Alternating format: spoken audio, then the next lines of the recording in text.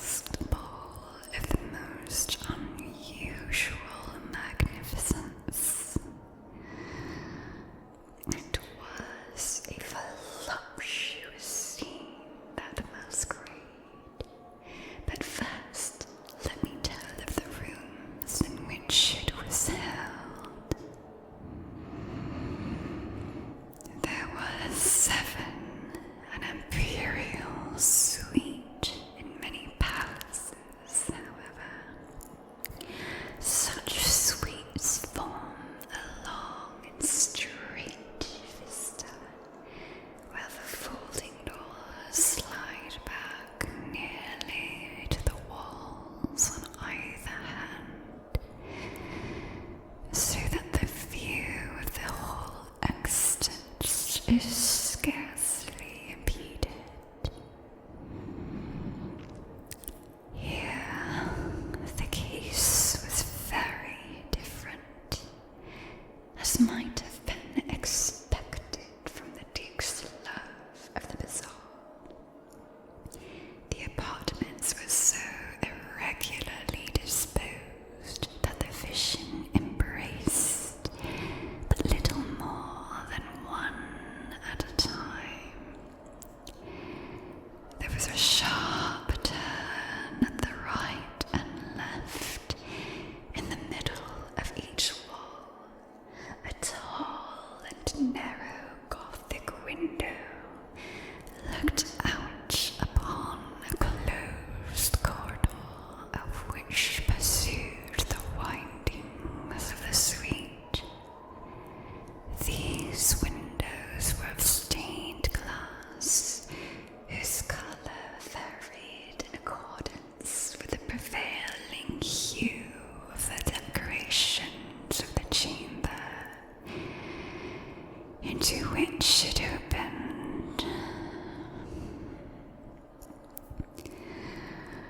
That at the eastern extremity was hung, for example, in blue, and vividly blue were its windows. The second chamber was purple in its ornaments and tapestries, and here the panes were purple. The third was green throughout, and so were the casements. The fourth was furnished and lighted with orange, the fifth with white, the sixth with violet. The seventh apartment was closely shrouded in black velvet tapestries that hung all over the ceiling and down the walls, falling in heavy folds upon a carpet of the same material and hue. But in this chamber only, the colour of the windows failed to correspond with the decorations. The panes were scarlet, a deep blood colour. Now, in no one of any of these 7 apartments was there any lamp or candelabrum. Amid the profusion of golden ornaments that lay scattered to and fro and depended from the roof, there was no light of any kind emanating from lamp or candle within the suite of chambers. But in the corridors that followed the suite, there stood, opposite each window, a heavy tripod bearing a brazier of fire that projected its rays through the tinted glass and so glaringly lit the room. And thus were produced a multitude of gaudy and fantastic appearances. But in the west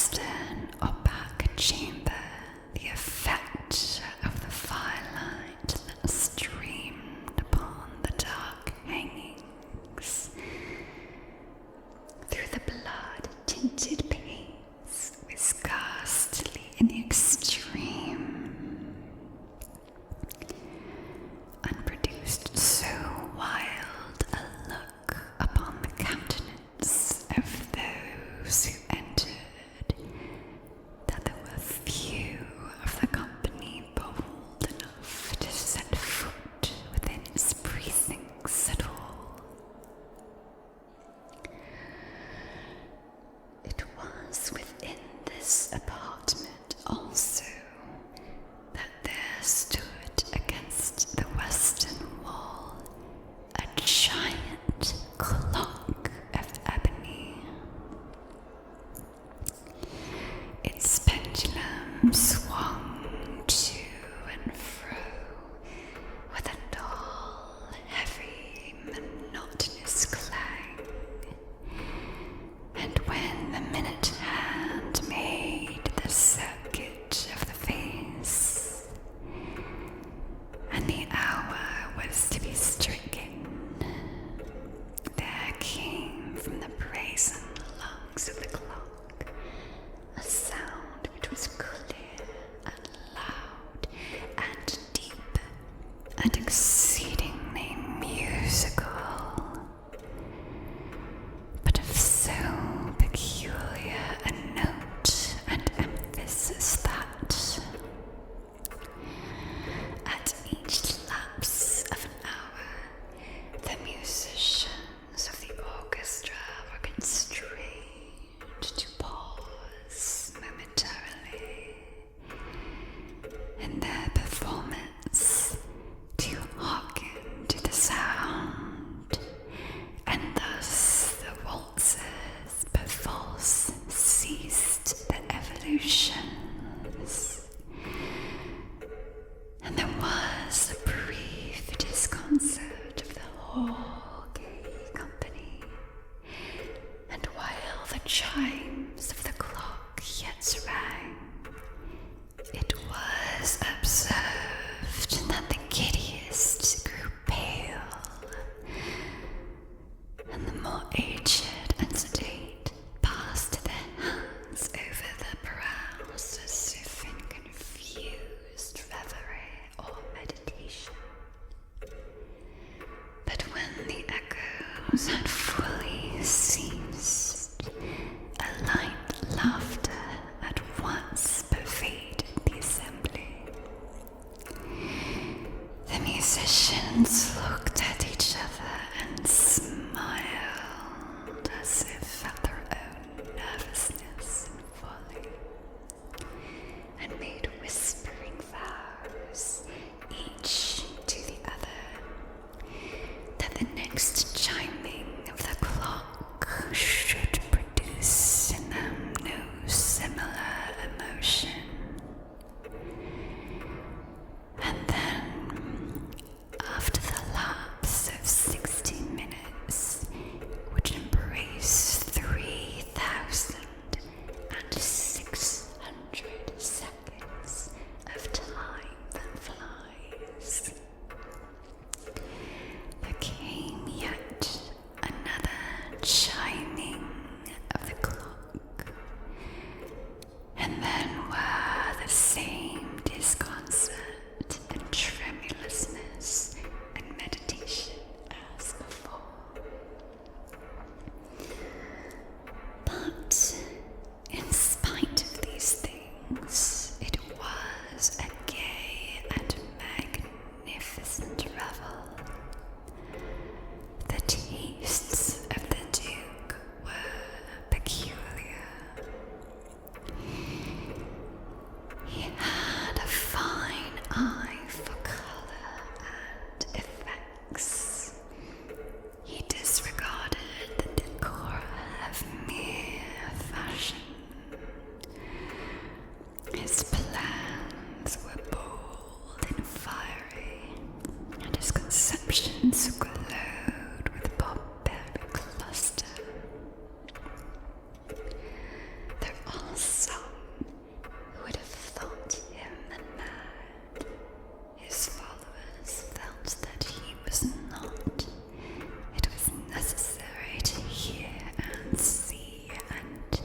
touch him. To be sure, he was not.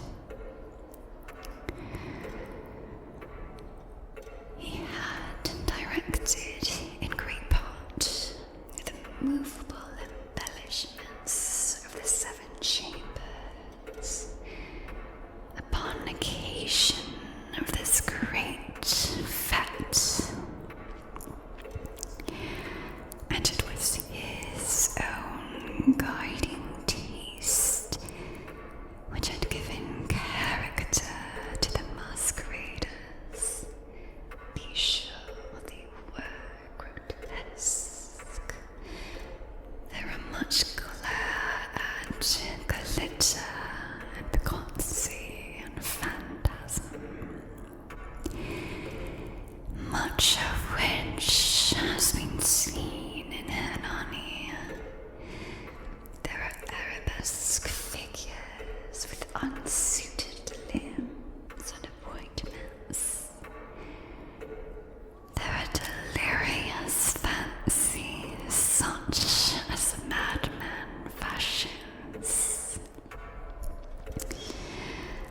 There are much of the beautiful, much of the wanton, much of the bizarre, something of the terrible, and not a little of that which might have excited disgust.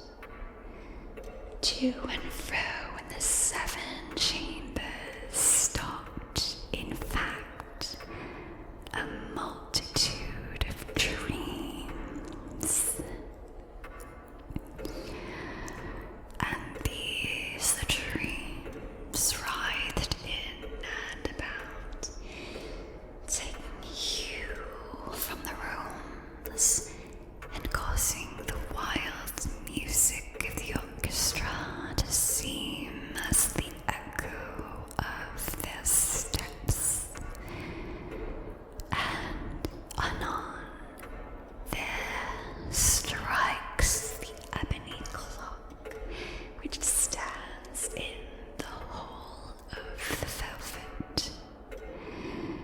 And then, for a moment, all is still. And all is silent save the voice of the clock. The dreams are stiff frozen as they stand, but the echoes of the chime die away. They have endured but an instant, and a light, half-subdued laughter floats after them as they depart. And now the music swells, and the dreams live and writhe to and fro more merrily than ever, taking hue from the many tinted windows through which stream the rays of the tripods. But to the chamber which lies most westwardly of the 7, there are now none of the maskers who venture, for the night is waning away, and there flows a ruddier light through the blood-coloured panes, and the blackness of the sable drapery appalls. And to him whose foot falls on the sable carpet, there comes from the near clock of ebony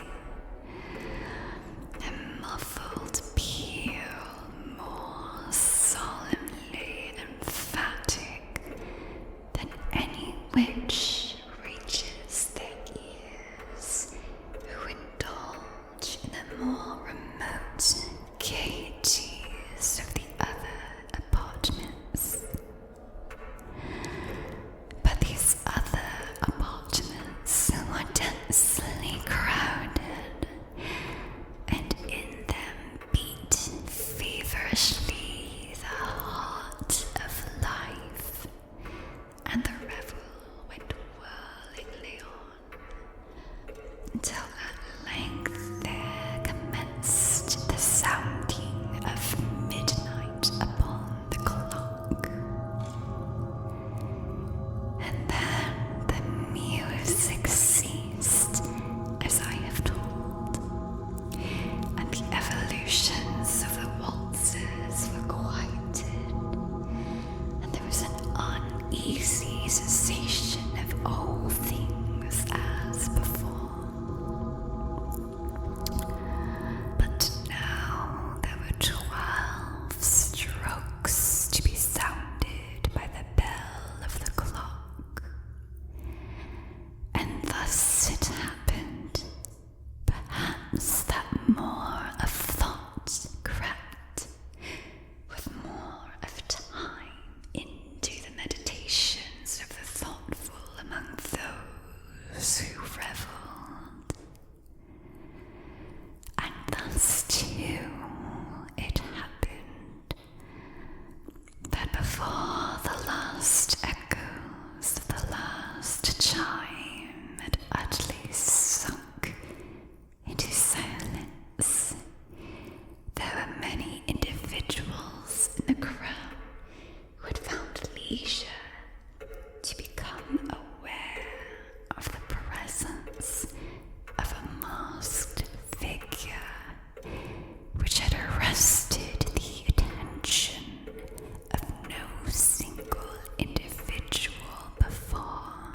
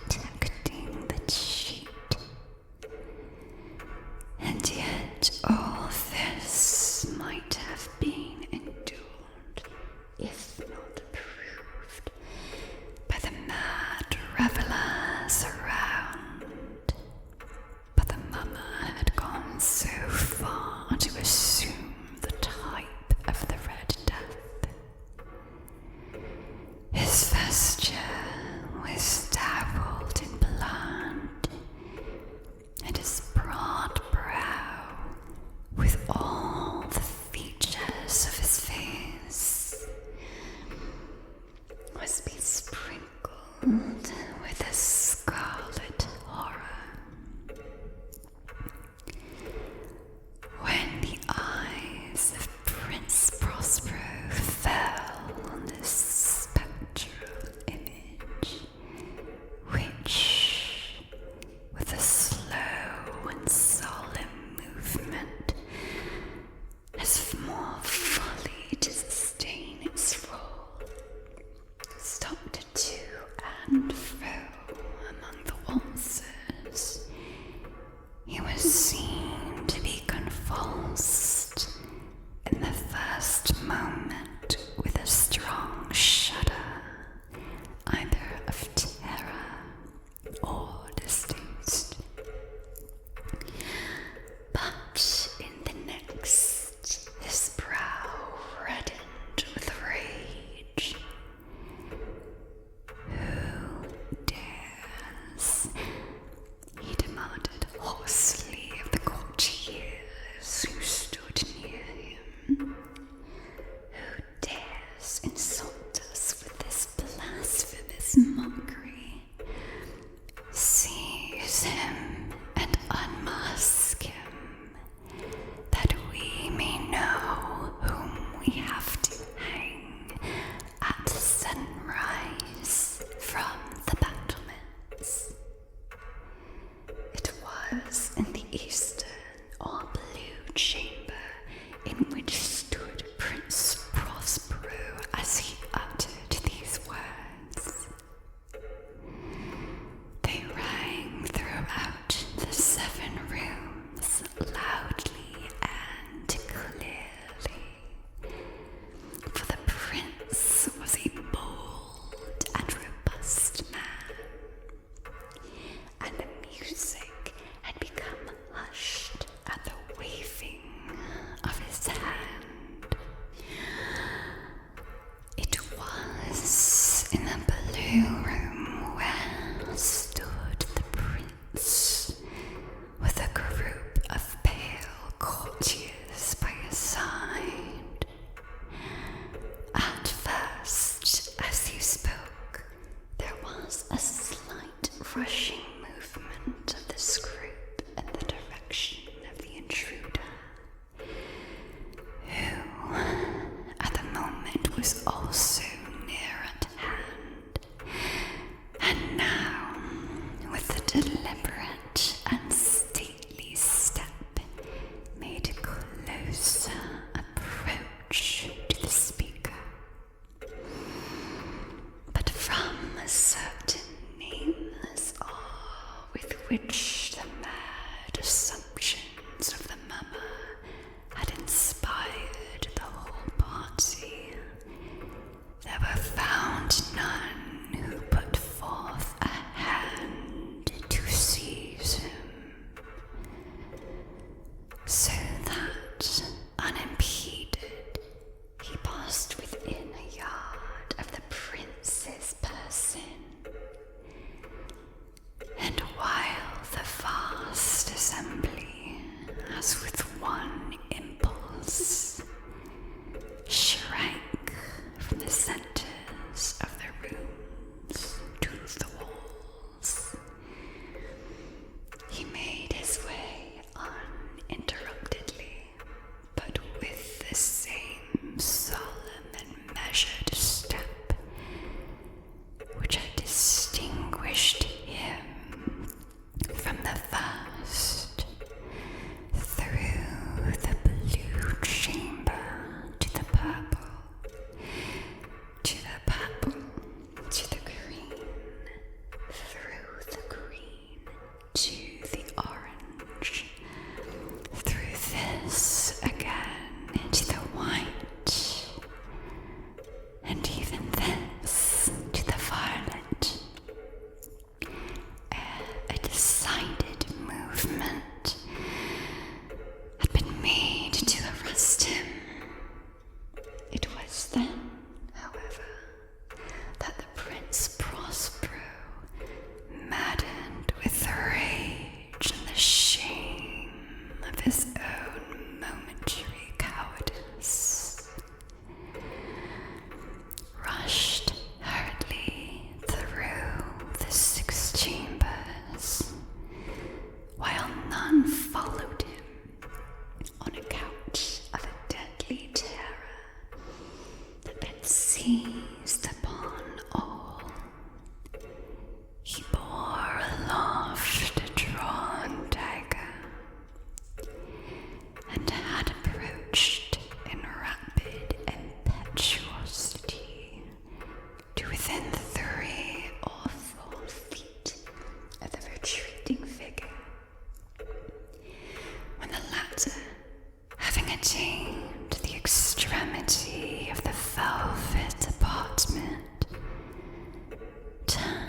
suddenly and confronted his pursuer.